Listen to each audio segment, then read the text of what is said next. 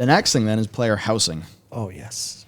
Team's passionate about it, but basically expensive. And R.I.P. Ray D tier. yeah, it turns out Ray D tier is kind of true. Basically, garrisons were limited to just Alliance and Horde, which basically meant human and orc, because of how much time it would take to make the variants. And those variants would genuinely cost a raid tier. There you go. They just don't have the bandwidth. And I don't know what that is. I'd love to know how that team operates. Take a game like the Spyro remaster that has, is heavily outsourced. Yep. Beautiful game with so much artistry. Not all in-house at Toys for Bob. Yeah. There's a lot you can do in not as much time if you don't do everything in-house. Really good example, which again I have to talk about, and you know exactly who it is, but in very non-specific terms, Yes. of, small team, big ambitious game. Yeah. Can hire X quantity of artists, way more than they could probably afford if they were all full-time employees, but it meant that stage of the art is being done to a very good standard in like a small number of months versus maybe over a year and a half, or maybe a year or something. Yeah. And it's like, I've seen this work, and I just wonder,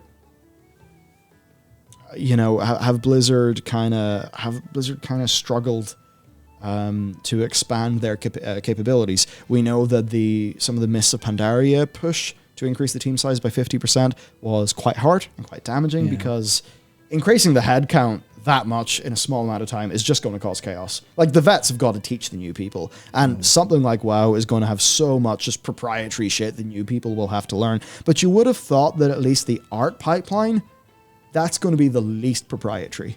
So I wonder, I see this, I'm like, you know what? This is all true for the team that they have. 100%. I get it. I'm obviously not going to disagree with the fucking game director when he's talking about, like, this is what we can actually schedule to do. But I suppose there's just that little bit of me that wonders.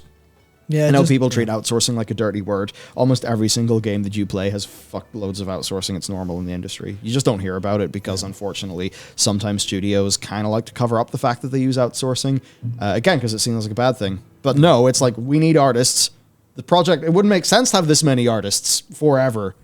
Yeah. So, outsourcing makes sense. And you could maybe say it could kind of be better than just hiring a fuckload of people to make your game and then firing them once you ship. I mean, that's the whole problem with a stable outsourcing house means stable employment. Yeah, that's the whole problem with contractor stuff at the minute. It's just, oh yeah, we're just going to abuse contractors. Like, just get outsourcing studios to do it instead. I mean, that's some of the problems exist there as well, as People Make Games is covered with some of that stuff over in the East Asian outsourcing studios. But yes, little PSA is maybe not the solution to everything, but yes. Yeah. Absolutely. It's true. almost definitely a solution here.